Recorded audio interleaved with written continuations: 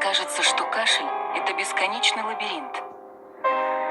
Но сила природы знает, как найти выход.